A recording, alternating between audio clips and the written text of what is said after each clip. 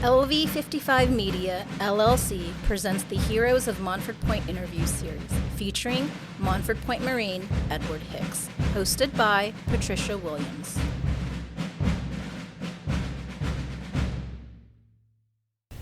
Mr. Hicks, tell me about the year you arrived in Montford Point. I arrived at Montford Point in May of 1948. And when I first arrived there, we were still in civilian clothes, and we got there in the evening, and they marched all of us to the mess hall, and because we were all in civilian clothes. When we got in front of the mess hall, I noticed all these Marines were marching. They were marking time, and the drill instructor kept hollering, "I want to see this building fall down. I want you to dig your heels in," and the building actually started to shake.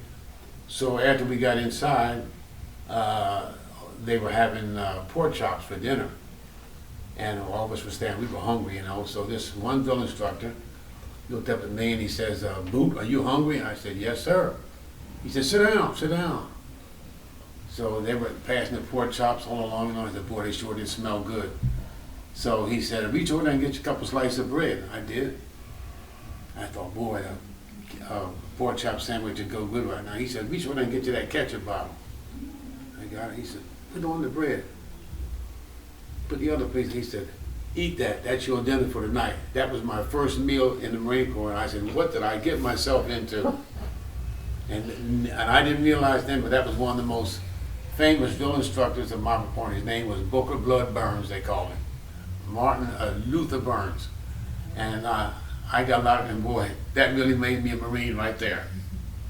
Wow. How long did you serve? I served 24 years, 2 months, and 13 days. Wow. And so during that time, you were in different areas. You were in Vietnam and during the Vietnam War as well. Yes, I was in Vietnam in 1967 and 68. Okay. Tell me a little bit about that. Well, I got to Chu Lai, and that was the home of the 1st Marine Aircraft Wing. At that time, my military occupational specialty was aircraft firefighting and rescue. Also had been in the infantry and motor transport. So when I got down to Chu Lai, the officer I was supposed to relieve, his time wasn't up until March. So this colonel asked me, "Would you mind spending some time in security until he gets relieved?" I said, "Fine." So I went over there, and we used to go out and on sweeps and everything, and dog sweeps and everything, and Lake Concertina Y and all that. But I had a real experience there. I was the only Afro-American officer on the whole base. And when I got there, I did not know it, but the lieutenant was the first lieutenant that was in command. He didn't tell me this, but the first sergeant there had told him when they found out I was coming, he would never work for a black officer. So, but when he took and introduced me to me, of course, he didn't tell me that. And we shook hands. He said, "Glad to meet you," and all that. So we went through the times there, and he and I went out on a lot of sweeps together, perimeter sweeps, and we did very well. So when I got ready to leave, the other guy got relieved, so I left that outfit and went down to the airfield. So about 6 months later, when it was that Gunny's time to go home, I got a call. He said, but I was Lieutenant Hicks, Gunny wants to see you up in his hooch. I went up there, and the guy that said he didn't want to work for me was sitting down on his rack with a .45 pistol beside him, and he was sitting there crying with his shirt off. I said, "What's wrong with you?" He said, "Lieutenant Hicks, I want to tell you." He said, "I'm so ashamed of myself." I said, "Well, what's wrong with you?" He said, "You didn't know, but I told Lieutenant May when I heard you were coming, I'd never worked for a black man, but I want to tell you, you're one of the best guys I ever worked for." He said, "We had a lot of fun." He said, "I'm so ashamed of myself." He said, "If you want to take that pistol and shoot me, I won't say a word." I said, "If I do that, I'm just as bad as you are." So anyway, that was a little escapade I had there. And then as far as the combat situation goes, we got hit several times with rockets at night and things like that. And I had we had experience during Tet of 1968. when we got hit by rockets, and the rocket came so close to me that if it didn't have a quick fuse on it, I wouldn't be talking to you right now. If it had a delayed fuse on it, it would have went under me and blew me all up. But that's the way it was. Then I went down to the flight line. The aircraft was on fire, and I was the leader, so I had to get the men to go down there. And I was heading towards the flight line, and in my Jeep, when I looked, and it looked like 5 atom bombs went off on me. Great big explosions, 5 of them. So I got on the radio, I said, "Tower, what was that?" They said, "A rocket hit the bomb dump." And the whole bomb dump went up, and it looked like atom bomb. It was frightening. So I said, okay. So I kept driving and turned down, and my Jeep didn't have any curtains on it. So when the blast when the wind came through, he just took my undershirt and went like that. So then I crawled under the Jeep when I stopped it. Because what goes up must come down. And all that metal came down. So I missed it. Then we got up and we went ahead and fought the aircraft fires and got them all out. And the rockets were coming, but it was just it's just one of those things you wonder, why wasn't it my time? You just don't know. And all you can say is, it wasn't your time to go. That's it. That's it. So that was my experience there. Wow. Wow, amazing. So what does it mean to you to finally receive your Congressional Gold Medal? Well, it means a lot to me, but one thing I always regretted when I found out that we were going to receive it, I owe so much to those that came before me, my drill instructors. When I got in combat twice, I was in combat twice. I was also in Korea in 1950.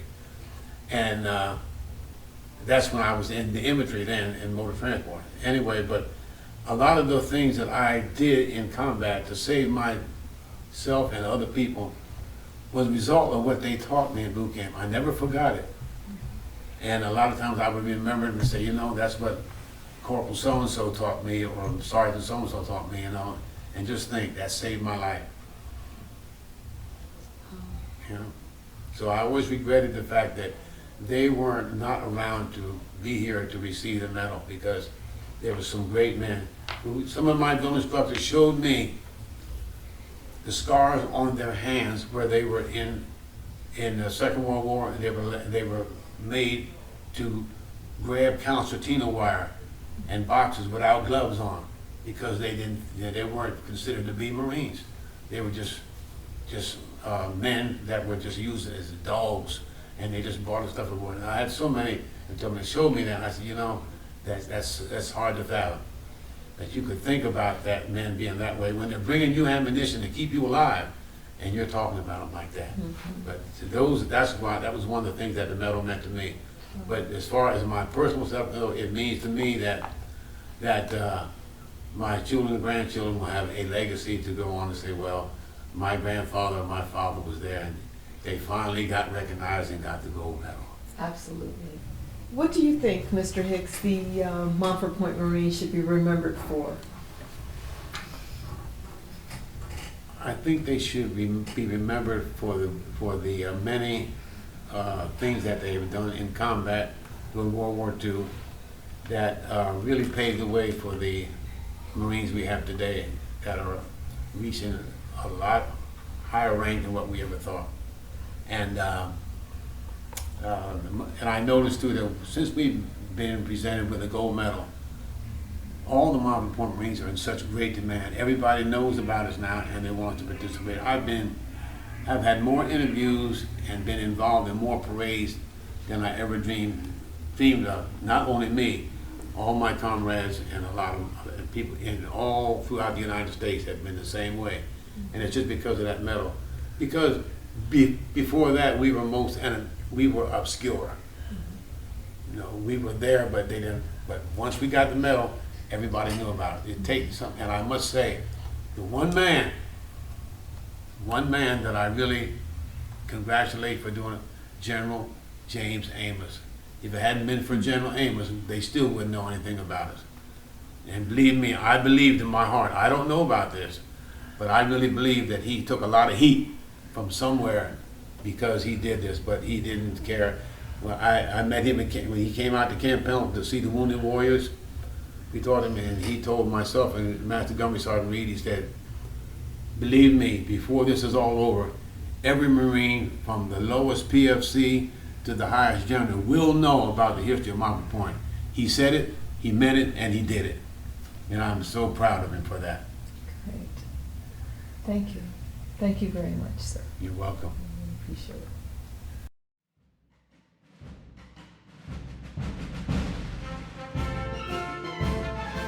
Special thanks to Jimmy Michael Truitt and the National Montford Point Marine Association. This episode was recorded on location at the Four Points by Sheridan, San Diego, California on August 22nd, 2013.